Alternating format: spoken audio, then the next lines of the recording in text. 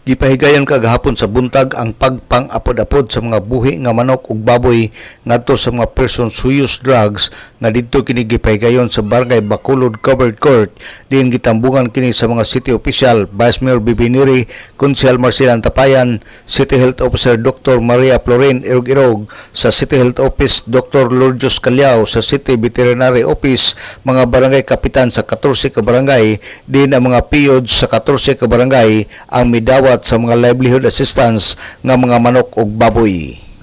Ang mga barangay naglangkob sa 14 ka mga drug-cleared barangay, ang Barangay Bacolod, Balintawak, Kabinti, Diguan, Embargo, Galah, Labinay, Manaka, Bungbong, Pataon, Sangayjot, Sinusa, Tabid ug Litapan ug adunay 90 ka mga persons who use drugs ang midawat sa mga livelihood assistance program, din adunay 15 ang midawat sa piglets ug 75 sa manok.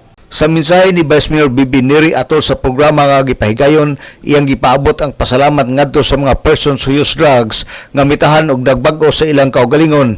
Iyang gipasalamatan nga gidawat ang maayong programa sa kagamhanan. Mihatag ta sa atong kaugalingon nga aniya kita karon diri aron pagbag-o sa atong kaugalingon. Kitang tanan doon na mutay kagahapon. Lain-lain lang, no? Lain-lain lang. Pero we have to congratulate, pahalipayan mo na mo. Tungod kay inyong gisagop ang nindot kay nga programa sa atong pangamhanan. Nga maogayod ang paghatag na itong higayon, no? Nga panginabuhi kita.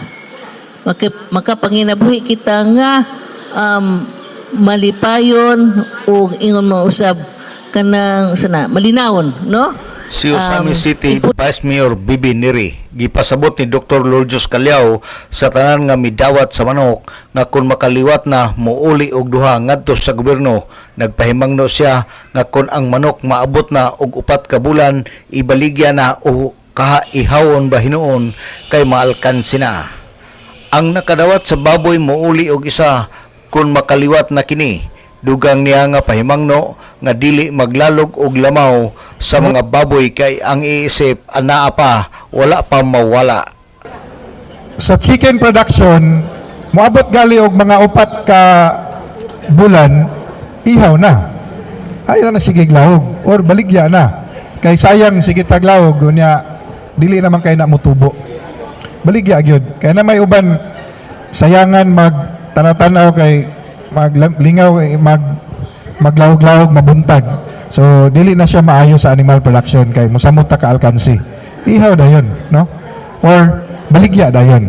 Okay, then kamo nga mudawat sa manok muuli mo og duha, no, sa puron kung mo liwat-liwat na. Then sa swine dispersal muuli pud ta og isa, no, sa katong makadawat sa baboy. Then ako alam mong i-remind nga ang ESF na gihapon, ang peligro sa ESF na gihapon, so ayaw kumpiyansa dili ta mulaog gihapon og mga pasaw. Si Dr. Lourdes Calyao ang OIC sa City Veterinary Office. Gincourage ni Calyao ang tanan nga nakadawat og baboy nga kun ugaling manguwag na ang anay moadto lang sa opisina sa veterinary kay adunay artificial insemination. Alang sa DXDD Radio Campana ang radyo sa simbahan, WD45 Dudong Bargamento, muduyog sa ika-75 nga jubileo sa simbahan sa Archdiocese sa Osamis Danag, Sadakbayan.